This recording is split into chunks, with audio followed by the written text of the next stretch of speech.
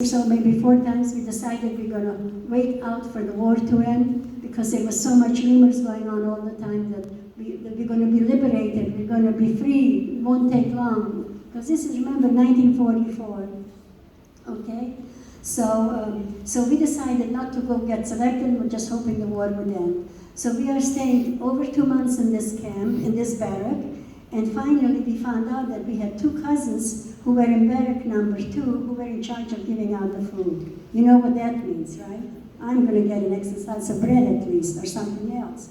So we moved into barrack number 2 where we had my cousins, and then of course things were so different because, you know, we were specialties because our cousins were giving out the food and in charge of the barrack, okay? So after doing that for a month, they came to our barrack and they said they want, I don't know how many women, or maybe 200 or 300 women, to be taken to a factory to work. So my sisters and I stayed behind because they were afraid that they would put me in the gas chamber line. So my cousins left, so of course things changed right away, back to the normal, 1 slice of bread, one piece of this or whatever, okay? So here we are in Auschwitz for 4 months, okay? And this was not a place to stay because most of the people come, they selected and they leave. And you know who stayed behind? The people that were not accepted to go to factories to work, okay? So finally, after being there for 4 months, they came to our barrack and they said they needed 300 women to go to Freudenthal in Germany to a munition factory. So I told my sisters, and after being with my cousins in that barrack for a month or maybe a little longer, I came together and I put some weight on. I was not skin and bone anymore. Of course I was, but not a lot better than before. So I said to my sisters, go out and get selected to work and keep a place in line for me, because there's always 5 in a row. And I said, I'll see how I can steal myself into this transport, okay? So they go out to the front, and of course the barrack had a door in the front and a door in the back, and somebody was guarding, one of the women in charge of the barrack was guarding the back door. So as this is going on, I see one of the other leaders, because every barrack had to have leaders, okay? And I see one of the other leaders in our barrack go to the back door, and she lets her out. I quickly chased to the back door. The barracks must have been probably 4 times this length, okay? At least 4 times this length. She lets her out, I run there, and she says, where are you going? She said, you're supposed to go through the front to get selected to work. I said, my mother just walked out, I want to go with her. How that brain came into my head to say that, I did, and she said, she let me out, and that is how I survived Auschwitz, okay?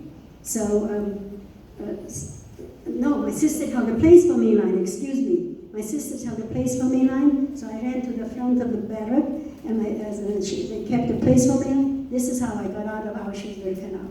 But being in Auschwitz for 4 months, we were full of lice. You can't imagine. We had no cleaning whatsoever. Can you imagine not taking a shower in 4 months? We couldn't sleep at night. The lice were biting us so much. A lot of survivors have marks on their bodies from the lice bites, okay? Anyway, so they're not going to send us anywhere in this condition. So of course they're sending us to a bathroom. They shave our hair again. They disinfected our bodies. They gave us decent clothes, okay? Underwear, socks, and shoes. Unbelievable change, okay? And that's how we got out of Auschwitz-Birkenau to a factory to work, okay? So then, after we were all done, cleaned up and everything, we got regular clothes. We were never in uniforms, my group. We were 300 women. So we had labels on our dresses, numbers, okay? And they tattooed us when we came to Germany to the factory. I have a tattoo on my arm. If anybody wants to see it later, see this? Once you got the tattoo, that means you were saved, okay? Because they're sending us to factories to work. Okay, so here we are. So they put us on trucks and sent us to Freudenthal in Germany to the factory. And we were all assigned different jobs. I was assigned on looking at masks to make sure that they're okay. So I had to sit on a high chair, pick up a mask, look inside, up and down for 12 hours every day or more. And my 2 sisters, one was working on SS uniforms and one was working on guns. But they were treating us, good breakfast, good lunches, good dinners, and 1,000 times better than what we had in Auschwitz, okay? So here we are. And then, so we're working in the factory for 10, 12 days, and I said to the lady who was giving out the food, I said, you know, this is hard work, I should get an extra meal. Even though it was 1,000 times better than Auschwitz, still we could use a little more food. So she said, sure, you can have an extra lunch every day. So what I would do is have an extra lunch and take it to our living quarters into our building, and I would share it with my sisters. Okay? So anyway, so here we are working, and they're always telling us if we don't do good jobs, they're going to send us back to Auschwitz. And there's only one answer for Auschwitz, the gas chamber. So here we are for months and months, and finally May comes around, and they would always walk us to the factory. Okay, they would come and get us. We had a 2-story building. Okay, and we had beautiful. I mean, it was like 1,000 times better than Auschwitz. Okay. We had bunk beds, we had mattresses, we had blankets, we had everything. They're treating us good enough so that we can do all that work they need out of us, okay? So this is going on till May 1995 or 6, I'm really not sure, because we never knew what dates were, because we had nothing that we could put down the dates, okay? And we're waiting to be picked up. They would pick us up every morning to take us to the factory to work. It was a 5-minute march. They're not coming. We must have waited maybe 5, 6 hours. Nobody's coming. And finally I said to my sisters, I want to go outside and see what's going on.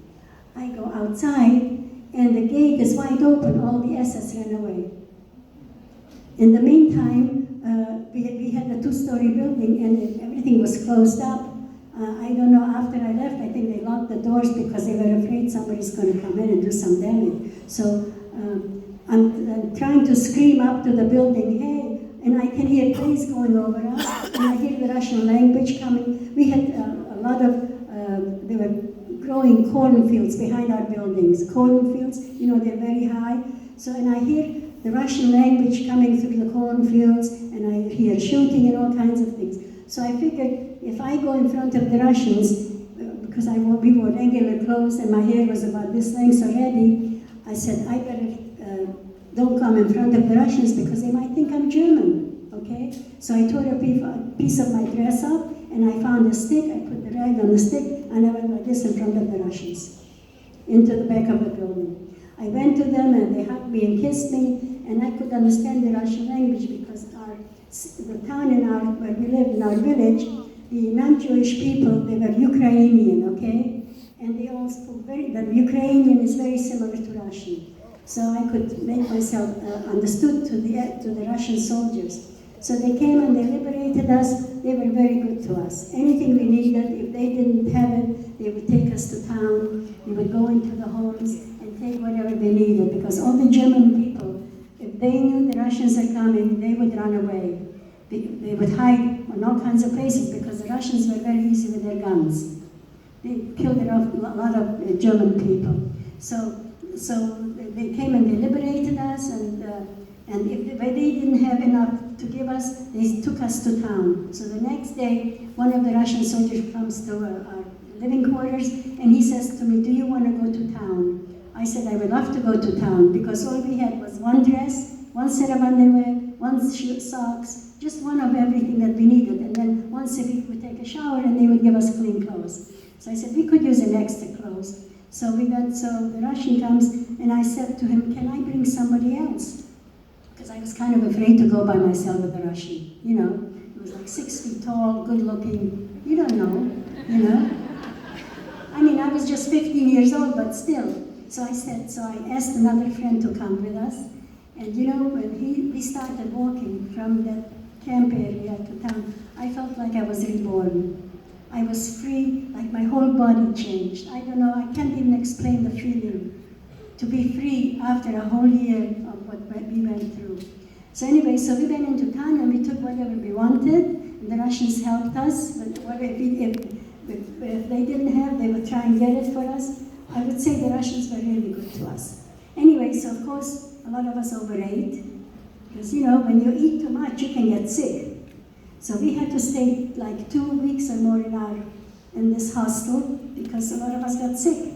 So finally we realized that we gotta slow down, okay? So finally we got well, and we said, well, it's time to go home. We were hoping my father and brother survived the war, okay? We knew what happened to my mother and 3 sisters and brothers. So we went to the train station, and of course the trains didn't run like today. Maybe trains would run twice a week, and the trains were so full because it's the end of the war. The whole European country, people are coming and going. You have no idea how many people are always trying to get on trains, okay? So we were 3 or 4 days at the train station before we could get on the train. In the meantime, there were Czech soldiers on the train stations, Russians and regular people, and then one of the Czech soldiers was at the train station for like the same as long as we were there, and my sister Helen and him, they fell in love. My sister Helen was 21 over there now, and he was a good-looking, beautiful uniform, and I think all the girls had their eyes on him, but she was the one to get him. So in the meantime, we're finally ready to leave, and Tibor, his name was Tibor, and so before we separated, because he was in the military, in a uniform, a Czech soldier, he gave the key to my sister Helen to his house in Prague. He said, you go home, see who survived the war, and then you come and live in Prague, okay? So she took the key and we said goodbye, everything was great, and finally we got on the train, we got on top of the train, okay? The trains were so full. So we traveled, and of course the trains didn't run direct. We had to change all the time. And all of a sudden, the whole world was so nice to us, offered us, because we needed nights where we could sleep and get some food. The whole world was offering us lodgings and food and stuff. Where was the world when we needed them? Nobody offered to help us. Unbelievable how the whole world was silent while millions of people were killed, okay? So anyway, so finally it took about 4 weeks, we came home. So we came home, and the house was not livable because all the furniture was gone. All the furniture was gone, okay? And the only thing that was there was they kept horses in our house. The SS put their horses in our house. So, but I knew where the jewelry was, so the first thing we went is found some type of a ladder, and we climbed up. I climbed up and found the jewelry. So, and we divided it between us. Anyway, so we couldn't live in my house because there was nothing there to live. Everything was taken away. After being there, of course, a lot of other people were coming home, got a lot. We had 600 Jewish people in our village. There were maybe 18 people in our whole village that came back from the war, okay? So some of them got their houses back, so they asked us if we want to come and live with them. So we stayed in one of our friends' house, okay? In the meantime, we were hoping my father and brother survived the war. So we went to our neighbors, okay? And we found out that they had our furniture, okay? So we went to our neighbors, and they said, well, we told them if my father and brother comes home, we would like to have our furniture back. And you know what they told us? If you want to live, you better leave. Otherwise, we're going to finish Hitler's job. Those were our neighbors, our friends, our people who made a living from the Jewish people, okay?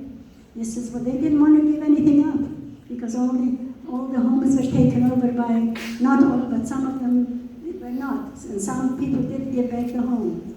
Anyway, so here we are, hoping my father and brother would come home. But we found out that what happened to them, to both of them. Somebody came home that was with my father, and he told me that he got sick. He was working in a factory, got sick in the fall of 1944, and then they couldn't help him. They put him in the gas chamber and killed him. So, and then somebody came back, that was my brother in a camp. They were in Poland, I think Poland and Germany. There were 300 men. 10 days before the war ended, they took all the men into the forest, made them dig a big hole, and they killed everybody.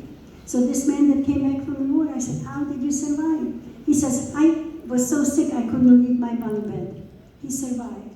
All the others were killed. So we knew my father and my brother are gone, so there was no reason for us to stay there anymore. So finally my sister says, I'm going to Prague. So she left, my sister Helen. And this is my sister Helen. There's me and my other sister. We met all kinds of soldiers on the way going home, all kinds of people. And these ladies were with us in the camp. So we traveled together, okay?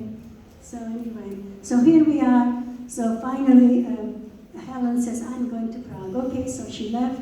And then Judy and I decided to stay a little longer. And in the meantime, we're hoping more people would come home. And we wanted to know who survived the war.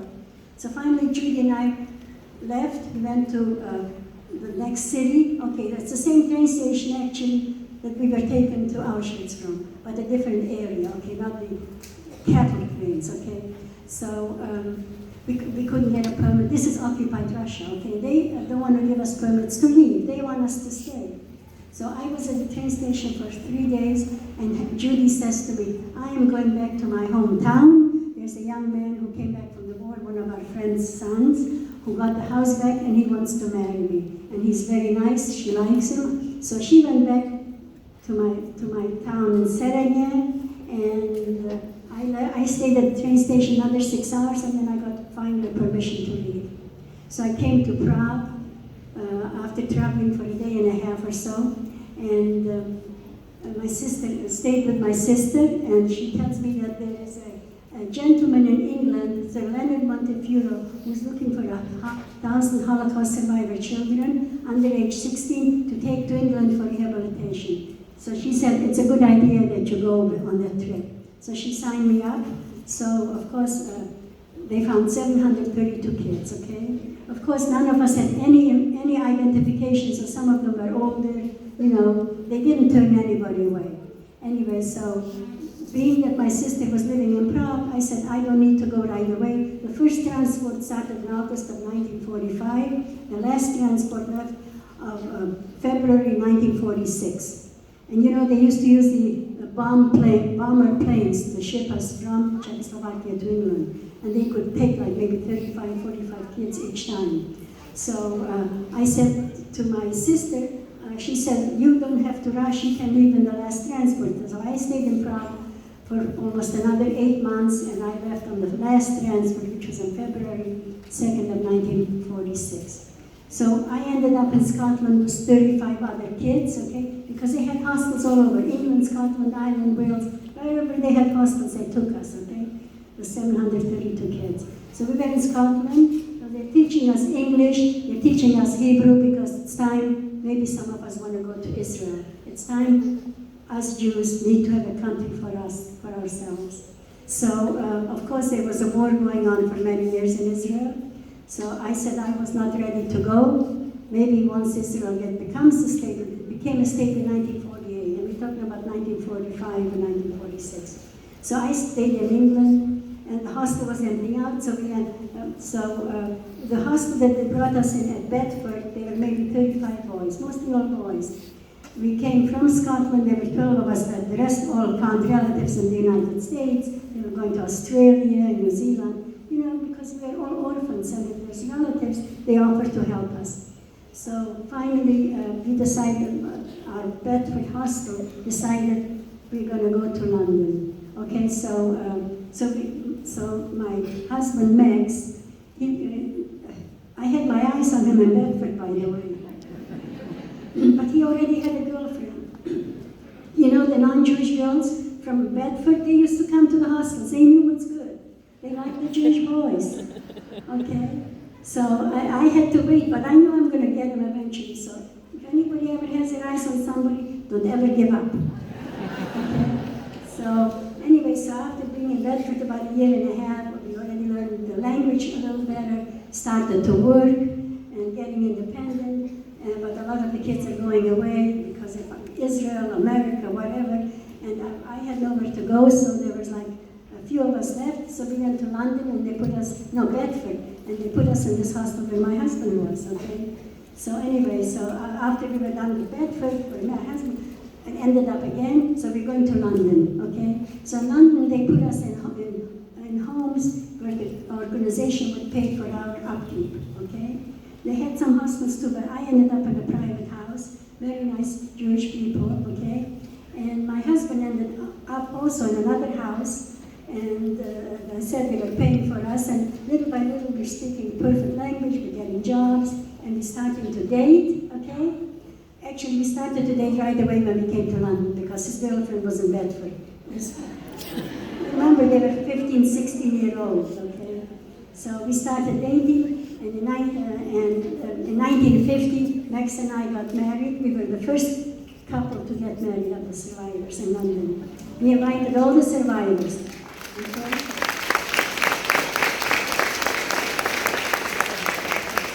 So Max and I were working already for the past year and a half or so we had enough money to pay for a wedding. But we spent every penny we had on that wedding. We had over 100 people, all the survivors that came to London.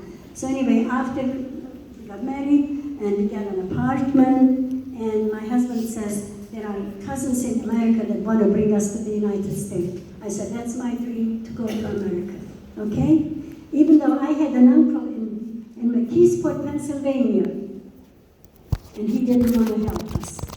We came to America, and the organization that was taking care of us asked me, do you have any relatives in America? I said, yes, my mother's brother, he lives in Detroit, and Joseph Byrne. So, but I didn't even have the address, but they found the address, and they got in touch with him, and they said they cannot help me because he has his own family, so blah, blah, blah. Came to America, we never met my uncle, can you believe that? We came to New York, we lived in, we had a room in somebody's house for a year, okay? And with the kitchen facilities, and then after a year, Max and I were both working. We got an apartment. Max's uncle had an apartment house, so we got an apartment. It was a beautiful apartment, and I was writing to my relatives in McKeesport all the time, come and visit me. I have a 2-bedroom apartment. They never came, they never invited me, I never met them. In 1956, my uncle died, and I never met that family, okay? I don't know why, they were afraid. Maybe I could have helped them, okay? Maybe they didn't have anything that they could help me with. Anyway, so here we are in New York. Within 5 days, we got a room in somebody's house and stuff, and then we got jobs, and we worked, and we had a daughter in 1954, I believe. I tell you, my brain doesn't work too good sometimes. Okay, that's what happens when you're 90 years old. Okay. Anyway, so here we are, and we come into America, and we're in New York. And after living in New York for 5 years, my husband found out that one of his friends is in San Diego. You know, all the boys had to report to the military. Okay.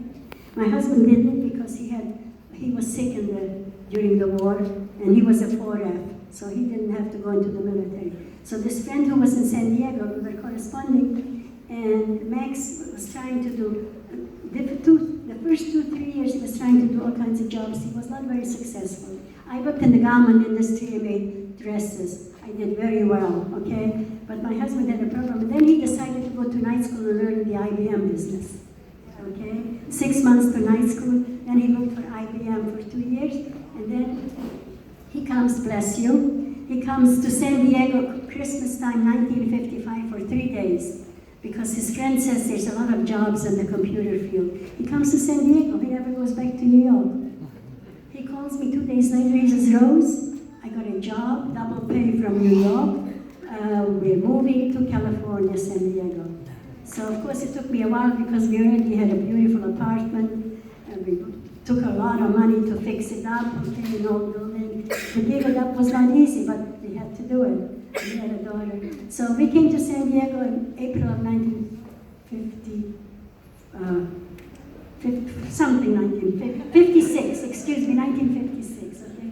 We came to San Diego, and we rented the house for 6 months. And then after 6 months, we bought a house in Allied Garden. Does anybody know where Allied Gardens is? Okay. So we lived there 10 years. In the meantime, in the 10 years we lived in that house, we had 3 more kids. So I have 4 kids, 9 grandkids, and 1 great-grandchild. And of course, then we had to move, so I only had a 3-bedroom house in Allied Gardens, and I had 3 boys, and 3 boys were in 1 bedroom, and of course my daughter had to have a bedroom. And one day, and we had to have a bunk bed. So one day, one of my kids fell off the bunk bed. I said, that's it, we're moving. I mean, falling off. So we moved to Del Cerro, which is very close by. So we've been in this house over 50 years. So anyway, thank you very much for listening to me.